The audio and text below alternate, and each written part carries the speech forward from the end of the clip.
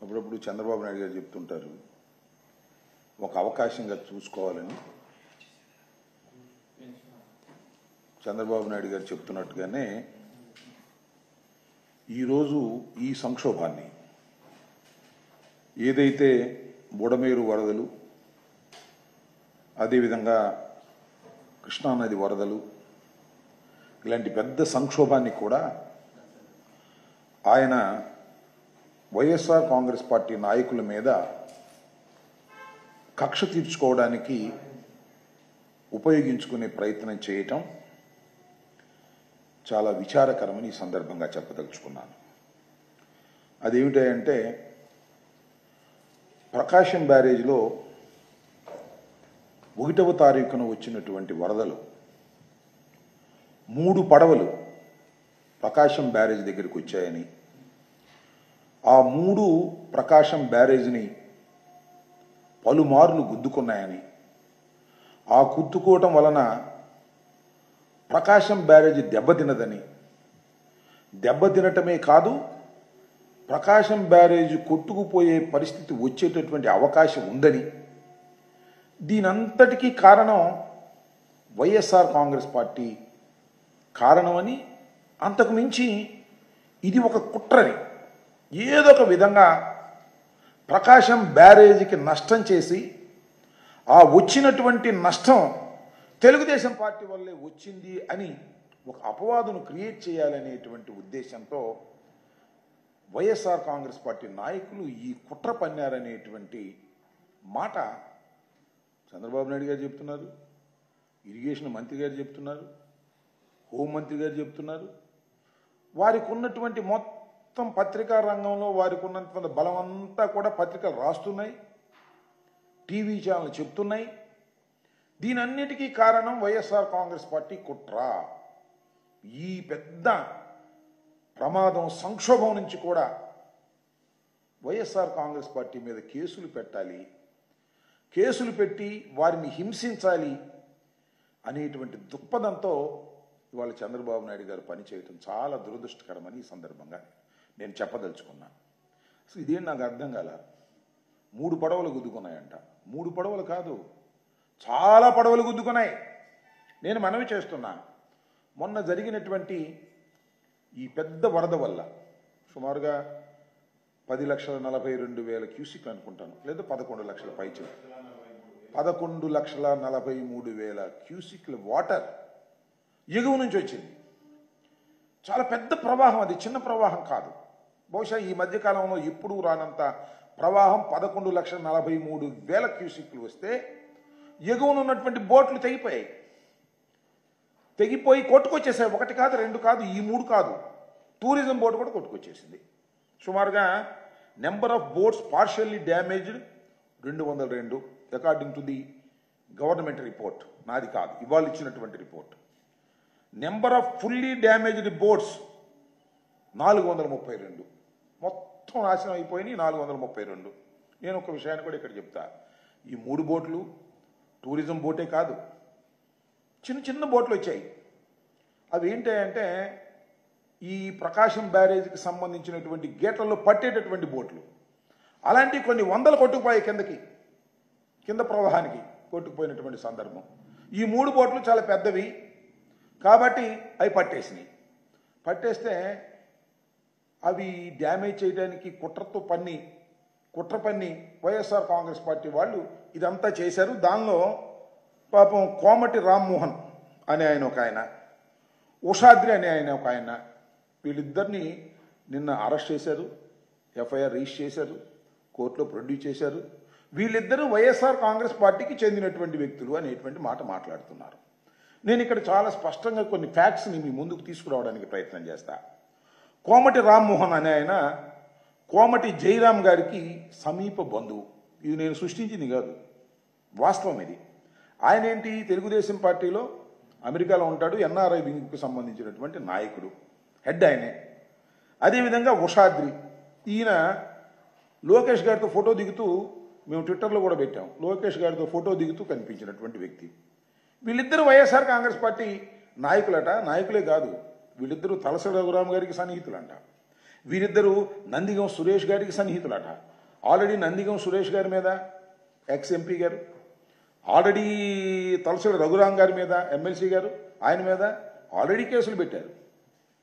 Telugu Desam party office మీద దాడి చేశారని అప్పుడు ఎఫ్ఐఆర్లో లేవు, అప్పుడు ఇన్వెస్టిగేషన్లో లేవు. తెలుగుదేశం పార్టీ అధికారంలోకి వచ్చిన తర్వాత ఇప్పుడు చేర్చారు ఈ రెండు పేర్లు. చేర్చి ఒక ఆయన అరెస్ట్ చేశారు, ఇంకా ఒక ఆయన అరెస్ట్ చేయవలసి ఉంది. ఆయన యాంటిసిపేటరీ బెయిల్లో ఉన్నారు. వీళ్ళిద్దరి మీద మరొక కేసుని పెట్టి వారిని లోపల పెట్టేయాలి, వారిని భయపెట్టేయాలి. వైఎస్ఆర్ కాంగ్రెస్ పార్టీకి జగన్మోహన్ రెడ్డి గారికి సన్నిహితంగా ఉన్న వాళ్ళందరి మీద కక్ష సాధించాలనేటువంటి ఏకైకమైన దృక్పథంతో తప్ప ఏమైనా ఉందని నాకు అర్థం కాదా. 3 బోట్లు పెట్టి ప్రకాశం బ్యారేజ్ని పడగొట్టేసి, కృష్ణా జిల్లాని ముంచేసి, గుంటూరు జిల్లాని ముంచేసి ఇంత పెద్ద విధ్వంసానికి వైఎస్ఆర్ కాంగ్రెస్ పార్టీ పూనుకుందనేటువంటి మాట ఎట్లా వచ్చింది ఆయన నోరు? నాకు చంద్రబాబు నాయుడు నేను తెలియకడుగుతాను. ఇంత చౌకబారు ఎత్తుకడేసి మమ్మల్ని భ్రష్టు పట్టించాలనేటువంటి ప్రయత్నం చేస్తున్న మీకు నేను మనవి చేస్తున్నా, దీన్ని ఎవడో నమ్మడు. మేమేం భ్రష్టు పడతాం. ఇలాంటి ఆరోపణలు చేస్తున్నటువంటి మీరు భ్రష్టు పడతారు. మీరు భ్రష్టు పట్టే ప్రమాదం ఉంది. అదే స్వామి చెప్తారు, అబద్ధం చెప్పినా అతిగా దట్టు ఉండాలని. అరే ఒక కుట్రకోణాన్ని మీరు బయటికి తీస్తే ఆ కుట్రకోణం మేము ప్రజలు నమ్మే విధంగా ఉండాలి కదా. ఒక బోట్ వచ్చిందా? టూరిజం బోట్ వచ్చి పట్టింది కదా. మరి టూరిజం బోట్ ఏం చేయాలి? ఈ 3నంట ఒకే తాడు కట్టేసారంట, లంగర్ వేయలేదంట. ఎన్ని పడవలయ్యా కొట్టుకుపోయింది. మొన్న జరిగినటువంటి ఈ అసలు 11,42,000 క్యూసిక్ల వాటర్ వస్తుందని ఎవరైనా ఊహించారా? ప్రభుత్వానికి మాత్రం తెలిసి ఉండాలి, ప్రభుత్వం హెచ్చరించాలి. ప్రభుత్వానికి తెలియదు, తెలిసినా హెచ్చరించలేదు. ఈ బోట్లు కొట్టుకొచ్చి దానికి పడి ఆ కౌంటర్ మ్యాన్ అయ్యో ఆ కౌంటర్ ఉన్న పోలేదో దెబ్బతింటే దాన్ని జగన్మోహన్ రెడ్డి గారి పార్టీ మీద రుద్దేసి కొంతమందిని అరెస్ట్ చేసేసి లోపల పెట్టేస్తే ఒక పని అయిపోతుంది అనేటువంటి ఉద్దేశంతో మీరు ప్రవర్తిస్తున్నారు. ఏమిటిదంతా నాకు అర్థం కాల. ఎందుకు ఈ కక్ష సాధింపులు? చంద్రబాబు నాయుడు గారిని అడుగుతా ఉన్నా, ప్రతి వారి మీద కేసులు పెట్టి లోపల పెట్టి వారిని హింసించాలి, వారిని భయపెట్టాలి అని మీరు ప్రయత్నం చేస్తున్నారే, ఎందుకు ఇంత స్థాయికి దిగజారిపోయారు మీరు? నేను ఒకటే మనవి చేస్తున్నా, మీరు సామాన్యులు కాదే. బ్రహ్మాండమైన నెంబర్తో ఈ రాష్ట్రానికి ముఖ్యమంత్రి అయ్యారు. మీకు జనసేన పార్టీ సపోర్ట్గా ఉంది. అంతేకాదు కేంద్రంలో ఉన్నటువంటి రాజకీయ పక్షం, అధికారంలో ఉన్నటువంటి పవర్ మీ చేతుల్లో ఉంది. ఇంతమంది ఉన్నా ఏమిటి కుట్రలు, ఈ కుతంత్రాలు? దీన్ని బట్టి నాకు అర్థమవుతుంది ఒకటే, చంద్రబాబు నాయుడు గారికి జగన్మోహన్ రెడ్డి గారు అంటే భయం. జగన్మోహన్ రెడ్డి గారు అంటేనే కాదు, జగన్మోహన్ రెడ్డి గారి వెనుక ఉన్న 40% ఓట్లంటే భయం. అంతేకాదు మీరు గెలిచారే, ఆ గెలుపు మీది కాదని భయం. 3 కలిస్తే మేము గెలిచాము, లేకపోతే మేము ఓడిపోయే వాళ్ళము అనేది మీకు తెలుసు కాబట్టి భయం. జగన్మోహన్ రెడ్డి గారిని ఏదో ఒక విధంగా అణగదొక్కేస్తే పని అయిపోతుంది అనుకుంటున్నారు. అణగదొక్కేస్తే అణిగిపోయే స్థితిలో జగన్మోహన్ రెడ్డి గారు, వైఎస్ఆర్ కాంగ్రెస్ పార్టీ లేదు అనే విషయాన్ని మీరు గమనించకపోవటం, గ్రహించకపోవడం, అది మీ అహానికి సంబంధించినటువంటి అంశమని మనవి చేస్తున్నాం. ఇవాళ మీరందరూ కలిసిన 40% ఓట్ షేర్తో ఇవాళ జగన్మోహన్ రెడ్డి గారు ఉన్నారనే విషయాన్ని మీరు దయచేసి మర్చిపోకండి. మర్చిపోలే, మీరు భయపడుతున్నారు. ఆలోచించుకోమని మనవి చేస్తున్నా. ఇంత దుర్మార్గమైనటువంటి కార్యక్రమాలు మీరు చేసి జగన్మోహన్ రెడ్డి గారి పార్టీ మీద రుద్దేసి కేసులు పెట్టేసి తలసిల రఘురామ్ గారిని మళ్ళా కేసులు ఇరికించాలని, అదేవిధంగా నందిగం సురేష్ను మళ్ళా లోపలే ఉన్నాడు కాబట్టి మళ్ళా ఈ కేసులో పెట్టి అసలు బెయిల్ రాకుండా చేసేద్దాము అనేటువంటి ఒక కుట్రపూరితమైన అణచివేయాలనేటువంటి దృక్పథంతో మీరు పనిచేస్తున్నారు. అణచి వేస్తే అణిగిపోయేటటువంటి వ్యక్తులు కాదు వీరు. మేము అంతకంటే కాదు, మీరు అణిచేసిన కొందికి రాటు తేలేటటువంటి పరిస్థితుల్లో మేము ఉంటామనే విషయాన్ని మీరు దయచేసి గుర్తుపెట్టుకోమని మనవి చేస్తున్నాం. ఒక సంఘటన జరిగితే దాని నుంచి గుణపాఠాలు నేర్చుకుని మరింత మెరుగైన సాయాన్ని అందించవలసినటువంటి మీరు ఈ పడవల కంటే ఎల్లో రంగు ఉందంట. ఎల్లో రంగు ఉందంటే అది వైఎస్ఆర్సీపీ రంగు అంట. ఎల్లో రంగు కాదు నాయన, అది సముద్రపు నీటి రంగు. ఎవరైనా పడవలకు అది వేసుకుంటారు, అది సహజం. నువ్వు వెళ్ళు నిజాంపట్నంలో కానీ మచిలీపట్నంలో కానీ ఇంకో చోట కానీ బోట్లకు వెళ్తే ఎల్లో రంగు ఉంటుంది. అది తరతరాలుగా వస్తున్నటువంటి అంశం. అది దానికి ఎల్లో రంగు ఉంది కాబట్టి ఇది జగన్మోహన్ రెడ్డి గారి కుట్రా అనేటువంటి పద్ధతుల్లో మీరు పనిచేయటం చాలా దుర్మార్గమైనటువంటి అంశం. చాలా దిగజారిపోయి రాజకీయాలు చేస్తున్నటువంటి చంద్రబాబు నాయుడు గారు ఈ విషయాలను కొద్దిగా గమనించవలసినటువంటి అవసరం ఉంది అని ఈ సందర్భంగా నేను చెప్పదలుచుకున్నాను. అంతేకాదు, ఇవాళ చూడండి, 1వ తారీఖు వరద వచ్చింది అంటే శనివారం రాత్రి మన బుడమేరు దగ్గర నీరు వదిలితే వచ్చింది, మునిగిపోయింది. వారి లెక్క ప్రకారమే 46 మంది చనిపోయారు. 46 కానీ మా కాదు చనిపోయింది, ఇంకా చాలా ఎక్కువ మంది చనిపోయారు, గల్లంత అయిపోయారు, వందల సంఖ్యలో చనిపోయారు. నిదానంగా అన్నీ బయటకు వస్తాయి. ఈ రోజు వరకు 10 రోజులు అవుతుంది బాధితులకు సరైన సక్రమమైన సహాయం అందనటువంటి పరిస్థితి. అలో లక్ష్మణ అని విలవిల్లాడుతున్నటువంటి పరిస్థితి. ఆ పరిస్థితి ఇంతవరకు సరిదిద్దలేకపోయారు. దుర్మార్గం అంటున్నా.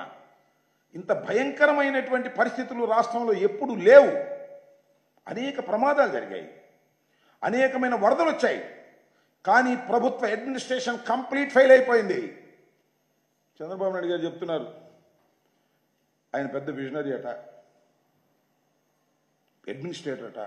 నేను మనవి చేస్తున్నా, చంద్రబాబు నాయుడు గారు అసలు విజనరీయే కాదు, అడ్మినిస్ట్రేటర్ అంతకంటే కాదు. కానీ ఆయనకు పేరు వచ్చింది. ఎందుకు పేరు వచ్చిందంటే ఆయనకున్న మంది మార్బలం, పత్రికా రంగం, మీడియా. చంద్రబాబు నాయుడు గారు విజనరీ, చంద్రబాబు నాయుడు గారు అడ్మినిస్ట్రేటర్. ఏం అడ్మినిస్ట్రేషన్ చెప్పండి, నాకు అర్థం కాలే. ఏం విజనరీ నాకు చెప్పండి, అర్థం కాలే.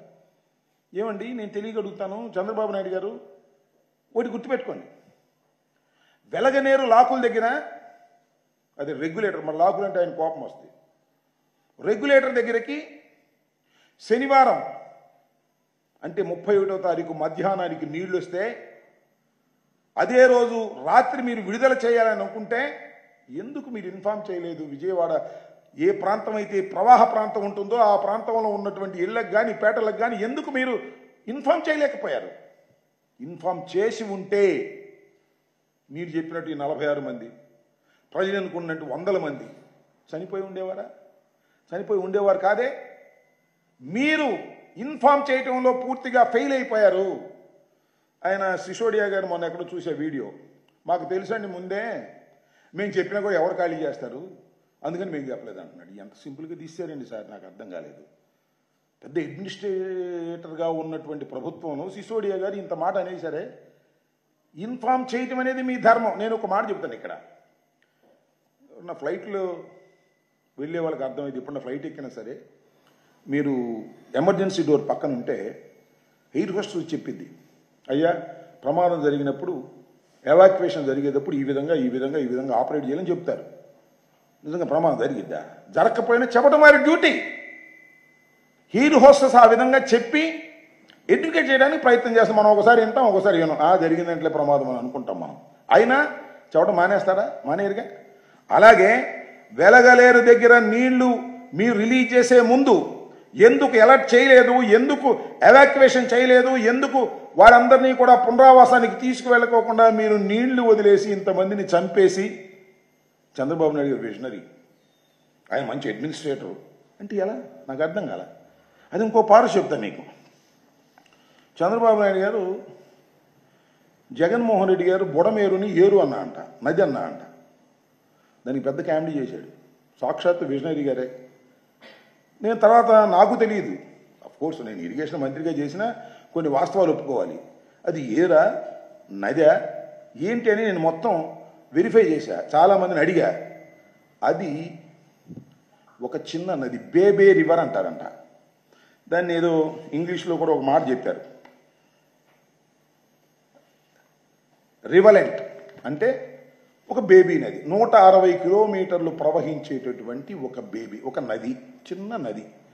దాని నది అన్నందుకు చంద్రబాబు నాయుడు గారు ఒక విషపనం నవ్వి, జగన్మోహన్ రెడ్డికి ఏం తెలియదండి ఆయన దాన్ని నది అంటున్నాడు అని కామెడీ చేసే ప్రయత్నించాడు. నీకు తెలియదు అది చిన్న నది అనే విషయం, రివలెంట్ అనే విషయం నీకు తెలియదు. విజనరీగా ఉన్నటువంటి చంద్రబాబు నాయుడు గారు తెలియదు. బుడమేరు గేట్లు ఎత్తారు అంటే, బుడమేరు గేట్లా? బుడమేరు అసలు గేట్లు ఉన్నాయా అన్నాడు. వెలగలేరు బుడమేరు మీద ఉందనే సంగతి కూడా చంద్రబాబు నాయుడు గారు తెలియదు కావాలి. మరి మనం ఏం చేస్తాం? దాన్ని వెలగనేరు అనేది బుడమేరు నది మీద ఉన్నటువంటి ఒక రెగ్యులేటర్. దాన్ని 1960లోనే ఎప్పుడో కట్టారు. ఆ రెగ్యులేటర్ రెగ్యులేట్ చేస్తే ఈ నదిలోంచి నీళ్లు విజయవాడ మీదకి వస్తాయి. దీన్ని కూడా మర్చిపోయి కామెడీ చేసి జగన్మోహన్ రెడ్డి గారికి ఏమీ తెలియదు అనేటువంటి ప్రయత్నం చేసి మీకేమీ తెలియదు అనేటువంటి పరిస్థితుల్లోకి మీరు దిగజారిపోయారు. ప్రజలకు అర్థమైపోయిందనే విషయాన్ని కూడా ఈ సందర్భంగా నేను చెప్పదలుచుకున్నాను. అంతేకాదు, చంద్రబాబు నాయుడు గారు 10 రోజుల నుంచి ఎక్కడున్నాడు? విజయవాడలోనే ఉన్నాడు. ఏమన్నా నాకు తెలియగలుగుతానండి. ఒక విజయవాడలోనేమో వరద వచ్చింది, బుడమేరు పొంగింది, మనుషులు చనిపోయారు, ఇళ్ళలోకి మట్టి వచ్చేసింది, అన్నీ కడుగుతున్నారు. నాకు తెలియగలుగుతానండి. అటు ఉత్తరాంధ్రలో కూడా పెద్ద ప్రమాదం జరిగింది కదా, చాలా వరదలు వచ్చాయి కదా, మరి మీరు అక్కడ లేరే? అక్కడ కూడా వెళ్ళాలా మీరు? అక్కడికి వెళ్ళి మీరే చేయాలా? ఏమి నాకు అర్థం కాదా. What is this administration? Pawan Kalyan garu చెప్పాడు, నేను కూడా మనం చెప్పా. పవన్ కళ్యాణ్ గారు ఏమన్నారు? మనం అంతా వెళ్తే అక్కడ అడ్మినిస్ట్రేషన్ అంతా కొలాప్స్ అయిపోతే అందరూ నా చుట్టూ తిరుగుతారు, కాబట్టి వెళ్ళకుండా ఇక్కడి నుంచి పని చేయాలి అని చెప్పిన మాట వాస్తవం. జగన్మోహన్ రెడ్డి గారు అదే చెప్పారు. కానీ ఏమిటి అడుగుతున్నా, ఇవాళ ఇక్కడే ఉంటారు విజయవాడలో. నాకు చాలా చిత్రంగా కామెడీగా అనిపించింది. సరే, ఇలాంటి సందర్భంలో కామెడీగా అనిపించినా అది కామెడీగా మనం భావించకూడదు. నారా చంద్రబాబు నాయుడు గారు ప్రెస్ మీట్ పెడతారు. ప్రెస్ మీట్ పెట్టి ఇవాళ 25 కిలోలు బియ్యం, 2 కిలోలు ఉల్లిపాయలు, 3 కిలోలు బెండకాయలు, ఒక నూనె ప్యాకెట్టు, ఇవన్నీ మేము ఇస్తామని ఆయన చెబుతున్నాడు. ముఖ్యమంత్రి గారు విజయవాడలో రెవెన్యూ డిపార్ట్మెంట్ ఉంది, కలెక్టర్ ఉన్నారు, ఎస్పీ ఉన్నారు, ఇంతమంది ఉంటే ముఖ్యమంత్రి గారే చెప్పుకునే పరిస్థితి ఎందుకని అడుగుతా ఉన్నా. అంటే నేను తప్ప ఎవడో పని చేయట్లేదు, నేనే పని చేస్తున్నా ఇక్కడ అని మెప్పు పొందాలనే తాపత్రం. నిజమే, కొత్తలో 2 రోజులు అనుకున్నారు, అరే ఈ వయసులో కూడా బ్రహ్మాండంగా తిరుగుతున్నాడు రా అని కొంతమంది అమాయకులు అనుకున్నారు. ఇప్పుడు ఏమనుకున్నారు తెలుసా? ఓవర్ యాక్షన్ చేసేస్తున్నాడే చంద్రబాబు నాయుడు. ఓవర్ యాక్షన్ చేసేస్తున్నాడు. పద్యానికి నేనే అంటున్నాడు, పాల ప్యాకెట్ కూడా నేనే ఇస్తానంటున్నాడు, 24 గంటలు అక్కడే ఉంటున్నాడు, ఆ బస్సులోనే ఉంటున్నాడు. ఇదేమిటి అనేటువంటి పరిస్థితిలో ఉంది. చంద్రబాబు నాయుడు గారు ఎంత గొప్ప విజనరీ అంటే, నేను చెప్పాను ఇంతకుముందు, ఆయన ఇల్లు ఎక్కడుంది? నదీ గర్భంలో ఉంది. నాకు అడుగుతాను, చంద్రబాబు నాయుడు గారు ఏమనుకోవద్దు, ఈ వరదలు తగ్గిన తర్వాత కూడా ఆ ఇంట్లోనే ఉంటారా విజనరీ గారు మీరు? లేదు, ఆదర్శంగా ఉండాలని ఆ ఇల్లు వదిలేసి వేరే చోటకు వచ్చి ఒక చట్టబద్ధమైనటువంటి గృహంలో ఉంటారా, లేక చట్ట వ్యతిరేకంగా నిర్మించబడినటువంటి ఆ నది ఒడ్డున ఉన్నటువంటి దానిలోనే ఉంటారా? అదేమంటే మునగలేదని కొంతమంది, మునిగిందని కొంతమంది, చివరికి ఆయనే చెప్పాడు మునిగిన మాట నిజమేనని. ఏదో కొద్ది నీళ్ళు వచ్చి తప్పేంటి అంటున్నాడు. ఎందుకు రావు నీళ్లు? నాకు అర్థం కాల. చివరికి సత్యనారాయణ రాజు గారి ఆయన ఆశ్రమం కూడా మునిగిపోయింది. అది చాలా ఎత్తులో ఉంటుంది. కాబట్టి మీ విజనరీ అలాంటిది. మునిగిపోయే ప్రదేశంలో మీరుండి, పోయినసారి నాకు గుర్తు, పోయినసారి వరదలు వచ్చినప్పుడు ఇలాగే ఒక బోటు వచ్చి అడ్డం పడింది. నా ఇల్లు ముంచడానికి బోటు అడ్డం పెట్టారు అన్నాడు మేము అధికారంలో ఉన్నప్పుడు. దానికి ఏమిటిది నాకు అర్థం కాదు. నీ ఇల్లు ముంచడానికేమో ఆ రోజున బోటు అడ్డం పెట్టాం, ఈ రోజునేమో ప్రకాశం బ్యారేజ్ని ధ్వంసం చేయడానికే బోట్లు పెట్టాం అనేటువంటి మాటలు మాట్లాడి కుట్ర చేసేటటువంటి పరిస్థితి మీరు చేస్తున్నారు. ప్రతి దానిలోనూ ఒక కక్ష సాధింపు చర్యలకు పాల్పడాలనే పద్ధతుల్లో పనిచేస్తున్నటువంటి మీకు నాకు ఒక విషయం గుర్తొస్తుంది. చంద్రబాబు నాయుడు గారు 3 మాసాల్లోనే ఎంతగా అప్రదిష్ట పాలయ్యారో నేను ప్రత్యేకంగా చెప్పాల్సిన అవసరం లేదు. ఇంత నెంబర్తో గెలిచినటువంటి నారా చంద్రబాబు నాయుడు గారు కేవలం 100 రోజులు నిండక ముందే ఇంతగా అప్రదిష్ట పాలయ్యారు. మీ క్రేజ్ తగ్గిపోయింది, మీరు డౌన్ఫాల్ అయిపోతున్నారనే విషయాన్ని మీరు గమనించాలి. దానికి కారణం కక్ష సాధింపు చర్యలు చేయటం వల్లనే. ఇవాళ నాకు మా పల్నాడు జిల్లాలో పెదకూరుపాడు కాన్స్టిట్యున్సీలో నంబూరి శంకర్రావు గారు మాతో పాటు ఎమ్మెల్యేగా చేశారు. ఆయన వరద కొన్ని ప్రాంతాలు మునిగిపోతే ఆ వరద ప్రాంతాలు చూడాలనేటువంటి ప్రయత్నం చేయడానికి వెళుతుంటే తెలుగుదేశం కార్యకర్తలు వచ్చి దౌర్జన్యం చేసినటువంటి సంఘటన మీడియా దృష్టికి తీసుకురావాలని మనవి చేస్తున్నాం. దీనికి కారణం మీరు కాదా చంద్రబాబు నాయుడు గారు? ఇవాళ కూడా మీరు అలాంటి దౌర్జన్యాలను ఆపకోకుండా దౌర్జన్యాలను కొనసాగించే విధంగా మీరు చేస్తున్నారు. ఒకసారి చూడండి ఆ విజువల్స్ ఎంత భయంకరంగా ఉన్నాయో. ఒకసారి వేయ్యా.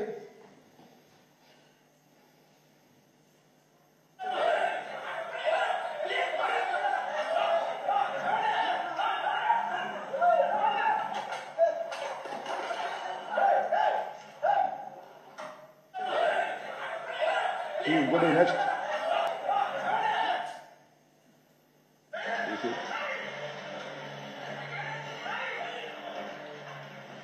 వేసి వేసి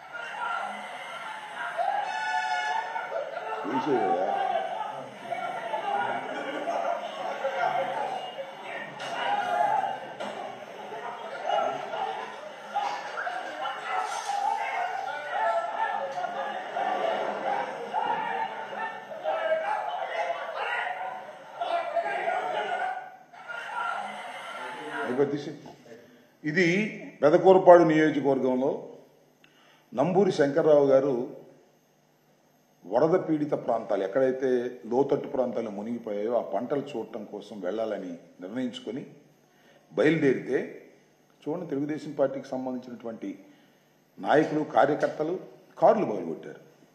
ఏమిటి దారుణం అని అడుగుతా ఉన్నా. ఇది ప్రజాస్వామ్యమేనా? అసలు లా అండ్ ఆర్డర్ ఉందా? రెడ్ బుక్ పరిపాలన అంటే ఇది కాదా?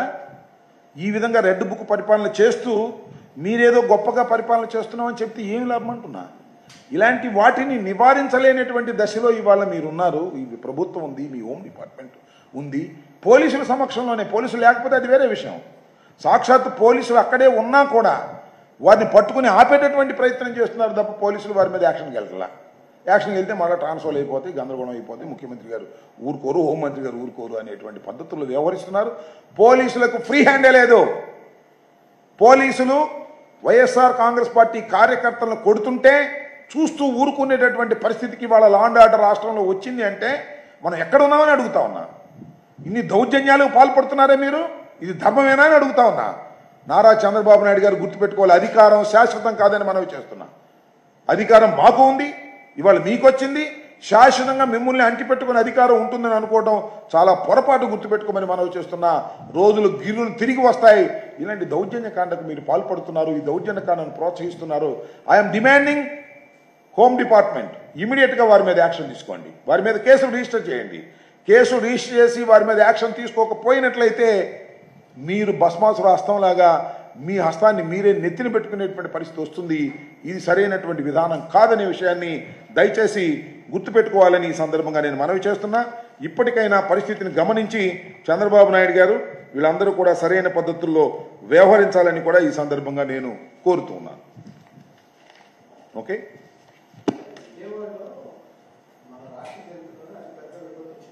విజయవాడలో మన రాష్ట్ర చరిత్రలోనే చాలా పెద్ద విపత్తు వచ్చింది. ఎస్, ఎగ్జాక్ట్లీ 46 మంది అని చెప్పేసి వాళ్ళ రిపోర్ట్ చెప్తుంది.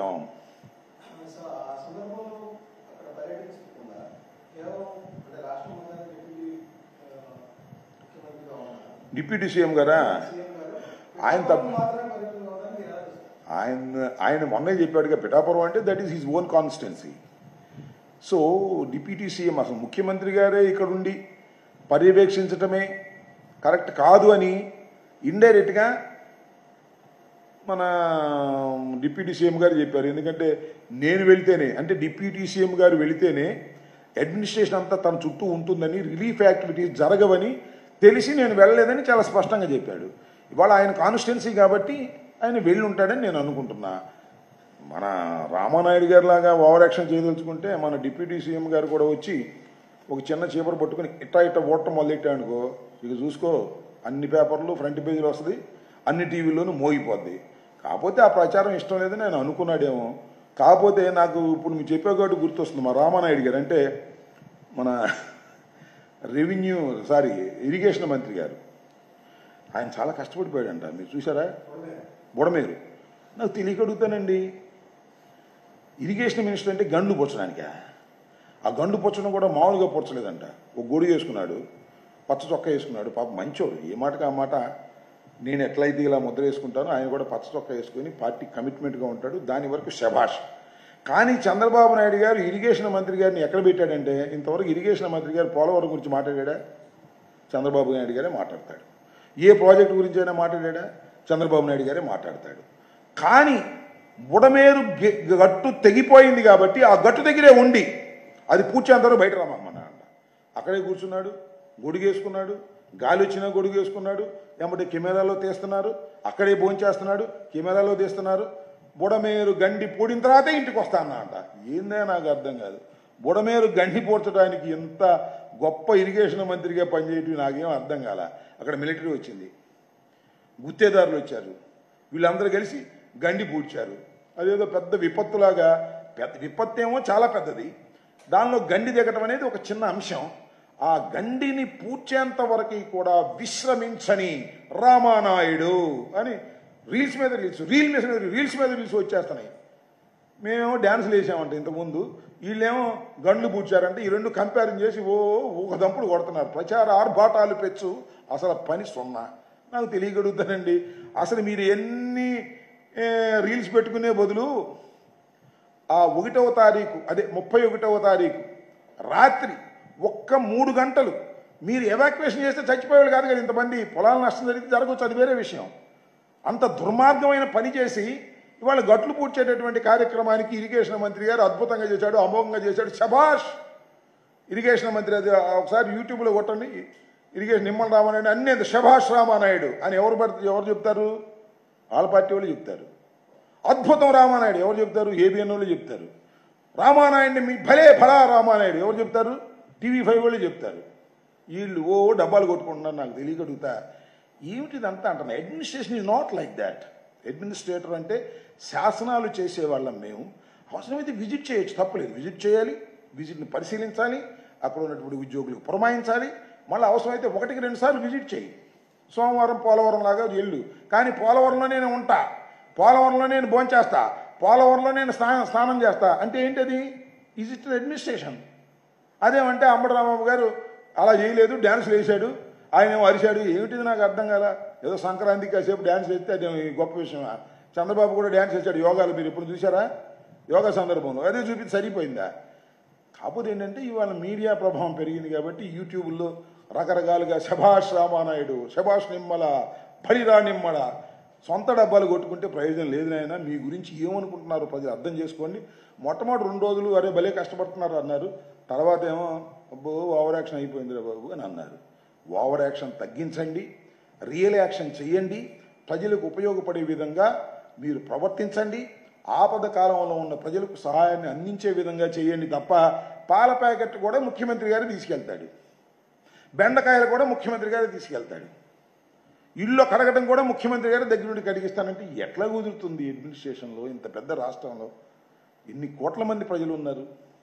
ఇవాళ విజయవాడలో 46 మంది వారి లెక్క ప్రకారం చనిపోయారు. ఈ 46 మంది చనిపోవడానికి మీరు చేసిన ఏకైక తప్పిదం అదేమిటంటే ముందుగా మీరు వార్నింగ్ ఇవ్వకోకుండా, ఎవాక్యుయేషన్ చేయకోకుండా చేసిన తప్పిదం వల్ల ఇంతమంది చనిపోయారనేటువంటి వాస్తవాన్ని మీరు గమనించలేకపోతే చాలా దురదృష్టమని ఈ సందర్భంగా నేను చెప్పదలుచుకున్నాను.